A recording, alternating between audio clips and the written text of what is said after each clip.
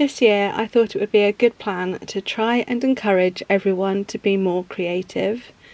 Every month I'll be writing a few ideas based around a prompt or theme to hopefully get you going. In February, with Valentine's Day in mind, and I'm actually filming this on Valentine's Day, I thought the word cherish would be a good starting point. If you would like to get involved, please follow the link below or type in the link on the screen now to take you to the page with all the information and inspiration. I really enjoyed making the 2 mixed media art journal pages for January's prompt, which was intentions, so I thought it would be nice to make one for every month, for the time being at least. For this one, the focal point is simply the word cherish, but there's also a Tim Holtz stamp with words I loved. Live in the moment and make it so beautiful that it will be worth remembering. It's also worth remembering to cherish those we love. No matter how cynical we might be about the capitalisation of Valentine's Day, we can't deny we all need a little nudge now and then to show those we love that we do.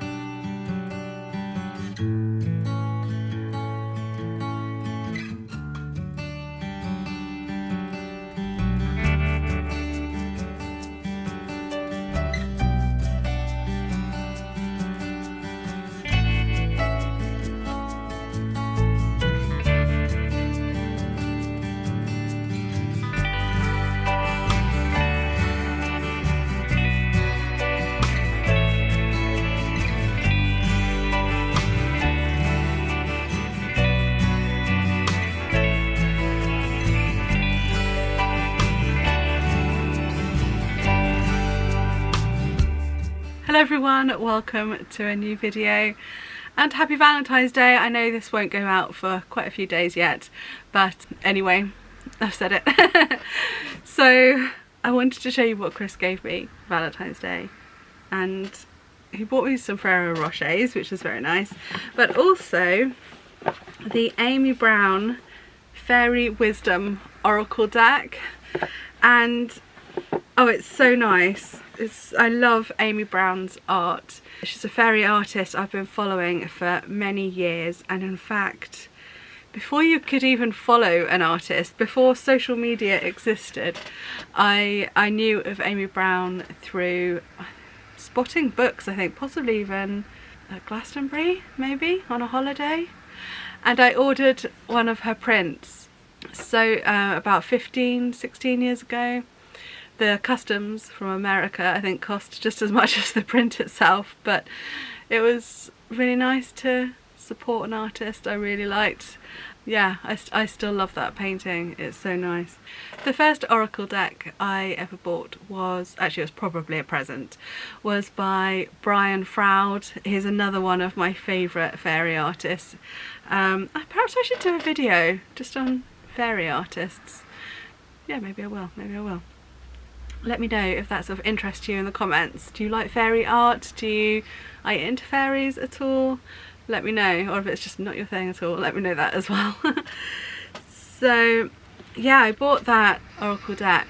I mean, even if you're not into Oracle cards at all, it's a really affordable way of purchasing postcard size art. Yeah, the Brian Froud one, I think I'd bought the book Good Fairies, Bad Fairies at the time, but I knew there were other books as well, and I just wanted to have, it's nice to be able to hold a card with art on that you love. Anyway, I did use that Oracle deck, and I would recommend the Brian Froud one as a starting point if you are interested in getting into it or trying it out at all. The thing that I loved most about it, there's a really thick booklet that comes with it that gives you a real sense of how to read oracle cards yourself. They tend to come with a book anyway to give you guidance of what the card means, but particularly for that Brian Froud deck, it really is just guidance. You're really encouraged to have your own interpretations as well, not necessarily follow what's in the book. But with having a look through the Amy Brown deck, I think that is more one where I will use the book, because the artwork doesn't speak to me in a way to answer questions like some of the others do. The other deck I've got, which I kept, I think I mentioned, where is it? I know I've mentioned it in a video before, but I also have, I think Rain bought this one for me for my birthday or Mother's Day last year, I can't remember. And this is the Rackham Fairy Oracle deck, and I love this. And again, it's a brilliant way of owning a little bite size, I suppose, of your favourite artist's art.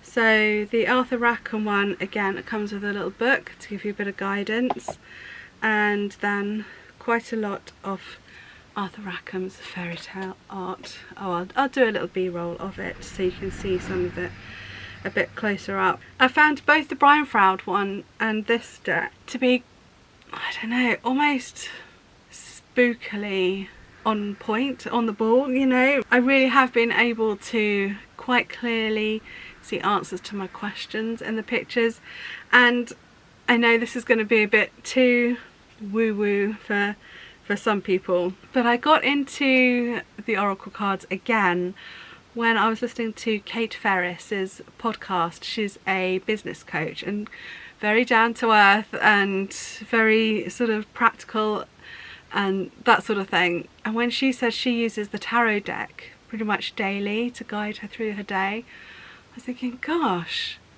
maybe I should give it another go. And I have, and I'm very aware it's a bit like reading your horoscope. You see in it what you almost choose to see in it. You know, there's lots of self-improvement bits and things out there that tells you, you know, you have the answers within yourself. Well, I mean, this is a way of drawing out those answers if you're struggling to find them yourself.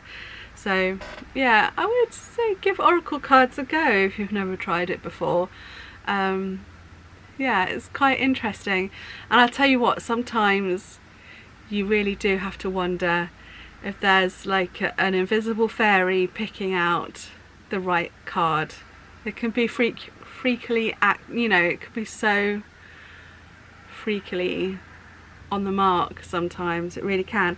For example, last night I was going to bed and I was just thinking, I've just had enough of struggling to find energy. If you've been watching my videos, you'll know I've been ill for quite an extended period of time. It sort of started at the end of October last year, and I've had the odd break. Luckily, Christmas, I was alright over a couple of weeks over Christmas, and then I've just been ill since then again. And it's taking me a long time to get over it. So boring. I hate talking about being ill. It's no, you know, really boring subject. But I'm so sick of fighting to find some energy, and I pulled out this card today, which is Moon Secrets. I love the painting, and I will just read you a little snippet from the book. So that's number 29. You know, you've got quite a long interpretation here, and I found in this book I think this is going to be a good deck just to pick out your daily guide, you know, your daily focus sort of thing, rather than answering the big questions. I think this one is going to be more about almost like an affirmation each day, or a reminder of how ideally you should face the world sort of thing. Anyway, it says, what all these cycles tell you is that there is order in the universe and there is order in your life. You just have to acknowledge the order and flow with it. Don't fight it. Know that when you relax into life... Oh gosh, the traffic's really loud today. It's been raining and it always makes the traffic louder. You just have to acknowledge the order and flow with it. Don't fight it. Know that when you relax into life, things begin to work more smoothly as you are no longer fighting against the universal energy patterns, but moving within them. And it's kind of just like a nice reminder to myself don't stress about it. Things happen. You can't do anything about being ill. You can't do anything really. You can do your best to help your energy levels. You know, I try and eat healthily as possible. I walk the dog to keep my exercise up, and this week I'm starting a dance class, which will be interesting. Anyway, it just sort of helps me feel less, I don't know, guilty, I suppose. Guilt always comes into these things when you're not well. You always feel like you should be doing more, and yeah, I felt like this card was a little reminder. You can only do what you can with the energy that you've got. Don't fight it, you know. And I think that's what I've got to do. I've got to not fight it. Just accept that at the moment I've got to take things quite slowly, and that's that. Anyway, the cards are really nice to look at, particularly as the book I bought of hers years ago. Yeah, she's done quite a few books. I hadn't realised that Amy Brown has been, I think she's been self-publishing her art in books for years, and I hadn't really realised I've only got one of hers, I think. Yeah, that would have been about 15 years ago or so as well. Back in the old... my life, I always feel my life is sort of split into before we moved to Somerset and after we moved to Somerset.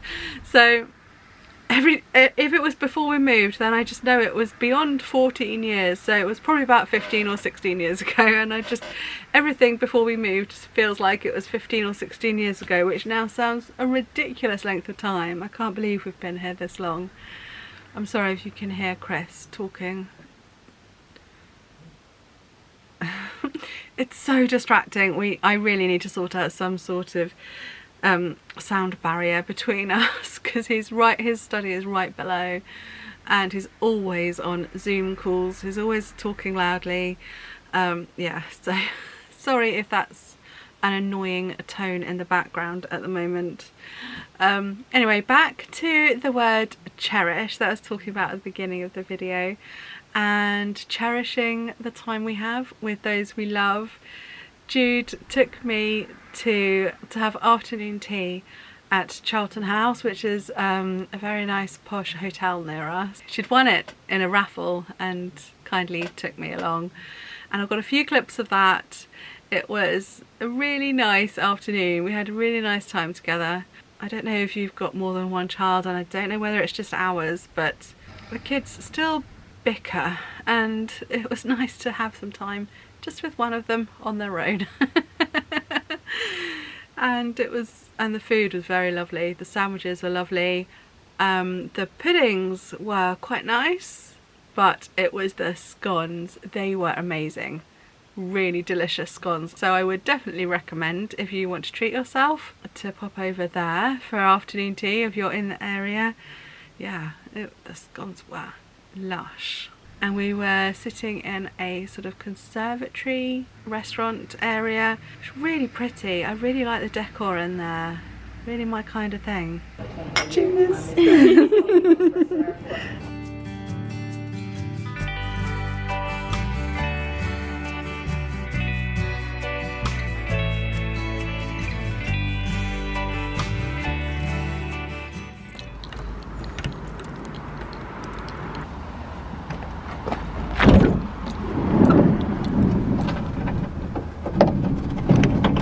Right, I've got another job to do, and this is a job I have been putting off for far, far too long.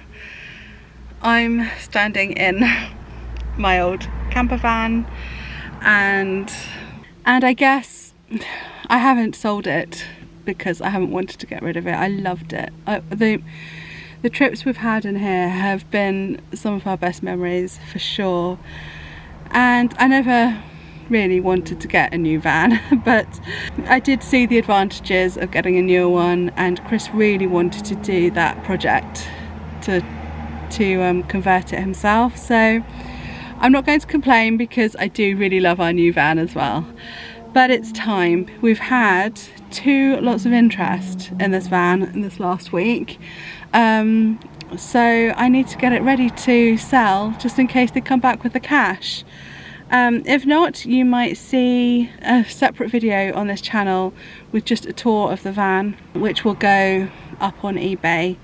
I mean, the other reason why I've been putting off selling it is because I hate selling cars. I can never remember, I'm not mechanically minded, I can never remember what we've done, what we've had done to it. And when I sold my old Land Rover Defender, which I kind of regret doing now, there ended up being this sort of bidding war on the driveway, and this one guy was getting quite nasty because, oh, anyway, it was horrible and I don't want to go through that again. So this time it's going on eBay, people can fight it out online, and hopefully it will sell, because basically I need the money for my own car. Up until recently we haven't really needed a car each, me and Chris, but now he works in Bristol more often, and where we are, it's quite remote. There's no bus stops, there's no public transport, and there's not even a footpath.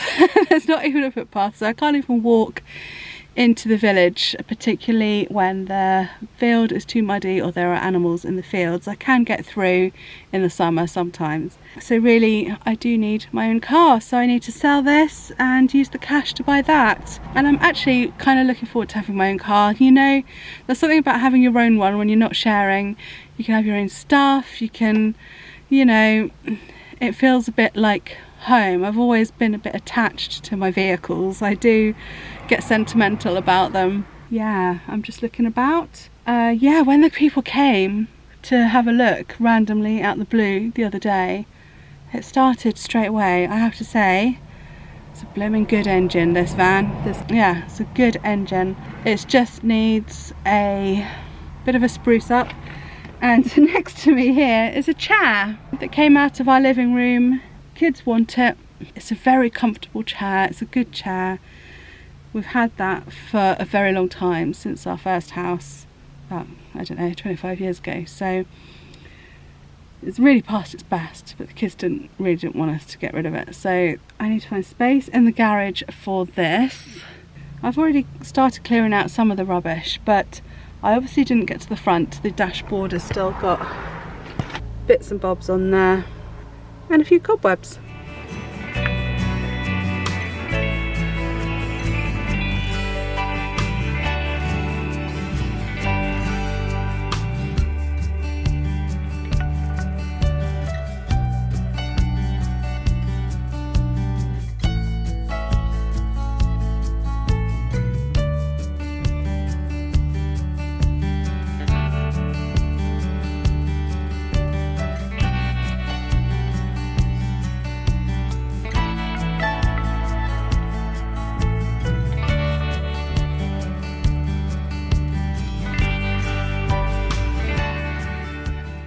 Well, I'm going to call it a day. I've done quite well. All the rubbish is picked up, all the parking tickets and National Trust parking stickers and all that sort of thing, all in the bin. All the cupboards are checked and empty, and all the bits and pieces that I want to keep, which is more than I thought I would find. We've got one of those grippy things that are always useful on the front dash, a very good map of Cornwall, which is useful, some antibacterial wipes, still damp, so I presume it will still work, solar powered butterfly lights, and then we've got some bits mainly from when I was doing the New Forest Fairy Festival, which is like broken hair garlands that were there. I was fixing them while I was there, and I can see some cups and bowls and stuff that got missed obviously when I was moving things over to the new van.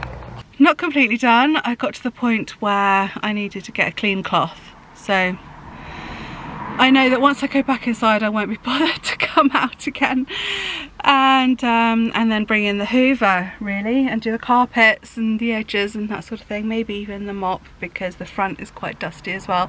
But most of the dust has got out, the cobwebs have got out, and it's actually looking pretty decent in here. oh, it's going to make someone a lovely new van, it really is. And I should think of it that way. It's better to sell it, you know. It'll be nice to know that it's back out in the world and being used, really. Yeah, I'll just miss it. I'll miss it a lot.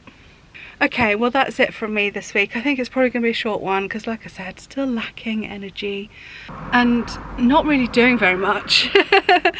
But I've got a good, exciting one next week because, I don't know if you spotted it earlier, but a new art desk has arrived in my study. So we're going to have a vlog about that and remove. I'm still calling it my study. Studio, I guess I should be calling it, really. Having a new studio sort out and move around, really.